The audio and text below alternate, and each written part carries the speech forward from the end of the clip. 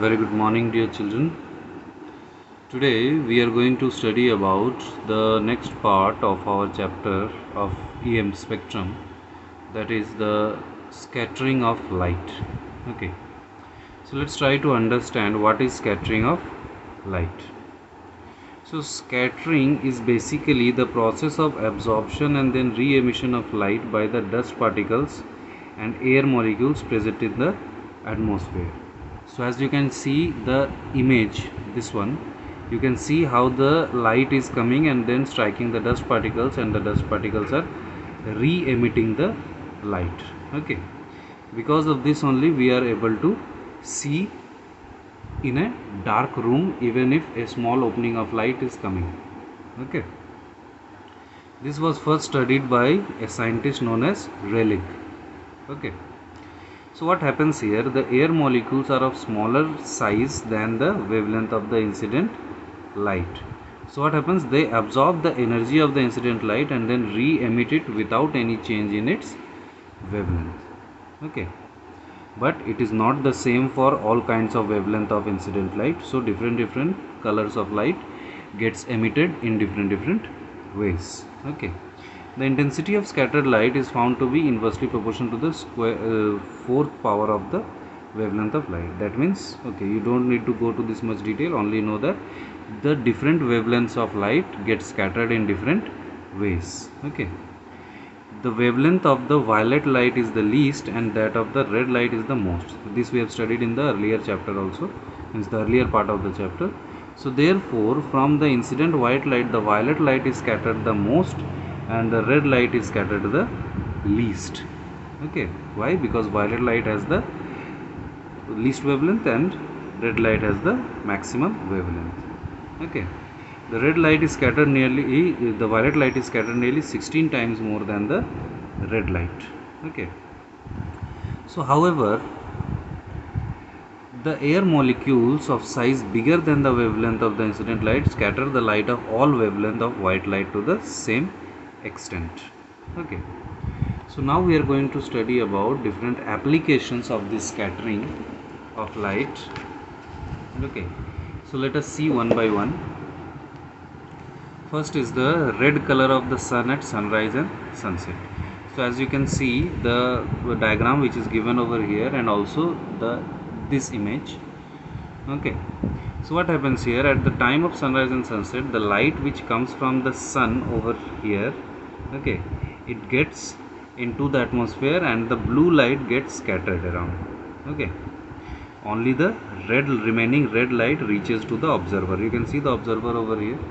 So only the red light reaches over here and the bluish lights which are of lesser wavelengths, they get scattered at the initial surfaces of the atmosphere only. Okay, so therefore we only see the reddish part. Therefore the sun appears to be, or the sky appears to be reddish or orangish at the time of sunrise or sunset. Then comes the application like the white color of the sky at noon. So at noon what happens, the sun is directly above.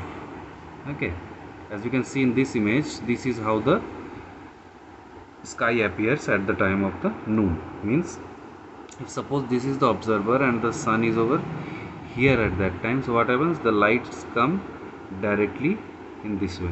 Okay, so without much scattering the light can enter directly into the atmosphere and so the observer sees the sky as white. Okay, then the blue color of the sky. Why the sky appears blue? Light from the sun has to travel long distances of the earth atmosphere before reaching to us. Okay, this distance is quite long, so therefore what happens, it gets scattered in different directions by the air molecules.